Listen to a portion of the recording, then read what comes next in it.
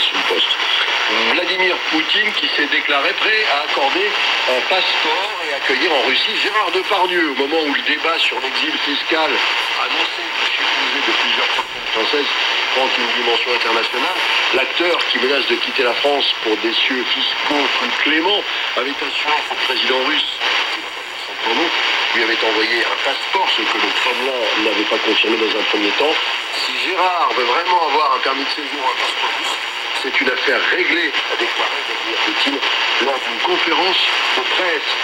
On a par ailleurs appris que Alexeï Navalny, qui est l'un des chefs de file de l'opposition au président russe, a été inculpé sur une nouvelle accusation d'escroquerie et de blanchiment d'argent dans le cadre d'une affaire impliquant aussi son frère, Alexeï Navalny, qui s'est fait connaître pour sa lutte contre la corruption en Russie. Navalny a dénoncé les accusations relevant, selon lui, de la fable et un acharnement des autorités russes contre lui.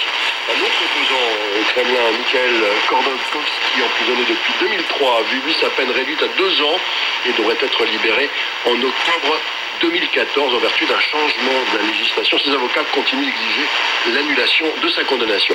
Merci d'écouter Radio France Internationale. Il est 18h33 à Paris.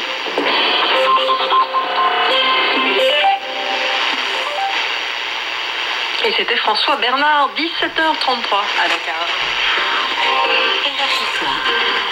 Nathalie Amar. Et un soir Afrique, restez avec nous dans un instant. La surenchère d'Israël sur la colonisation. Le gouvernement de droite donne son feu vert à la création de 6000 logements près de Bethléem en Cisjordanie. On en parle avec l'invité de Jean-Baptiste Le Tondeur. Reportage aux Philippines, les secours n'atteignent pas encore toutes les zones frappées il y a 2 semaines par le typhon Bopha. Toutes les énergies sont pourtant mobilisées, c'est ce que nous dira notre envoyé spécial sur place, Gabriel Kahn. Afrique Économie à Addis Abeba avec Grégoire Pourtier. Gros plan sur les investissements français en Éthiopie.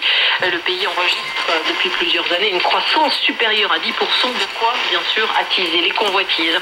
À suivre notre photo sonore de l'actualité en France avec, vous l'entendrez, des réactions contrastées au discours de François Hollande devant les parlementaires algériens. Beaucoup de réactions